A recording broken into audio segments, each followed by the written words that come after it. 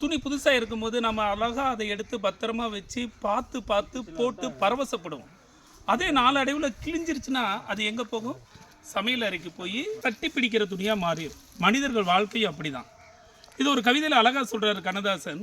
கரிச காட்டு களனியில் இரு கால்கள் நடந்த நடவு, இரு கைகள் செய்த உழவு, குடிசை எரிக்கும் விளக்கு ஒளியின் போல இலைகள் இரண்டு வரவு, அதில் இயற்கை கலந்த அழகு, பருத்தி என்னும் கொடி விருந்தது பருவ பெண்ணை போலே, அது சிரித்த அழகில் இதழ் விரித்தது சின்ன குழந்தை போலே, பருத்தி எடுத்து பிரித்து பார்க்க பஞ்சு குவியல் ஆச்சு, மில்லை நோக்கி பயணம் போச்சு, அங்கு வறுத்து எடுத்து பிரிக்க சின்ன இலைகள் ஆச்சு, நூல் என்னும் பெயர் உண்டாச்சு, அழகு வண்ணம் கலந்து நெய்தலில் ஆடை வந்தது மெல்ல, பலர் மானம் உடுத்தி கொள்ள, இடை குலையும் ஆதர் உடலில் ஏறி கோல கவிதை சொல்ல, அந்த உடையில் ஒன்று விழுந்த அடுப்பங்கரைக்கு வந்து இன்று தான் படிக்குது சிந்து, தன் உறவுக்கார பலரை எண்ணி துடிக்குது மனம் நொந்து, இருந்த நாளில் சிறந்த எண்ணெய் வைத்த இரும்பு பெட்டி இன்று உதைக்கும் எண்ணெய் எட்டி, நிலை தாழ்ந்த போது மனிதர் கூட உடைந்த பானை சட்டி, யார் உறவு கொள்வார் ஒட்டி.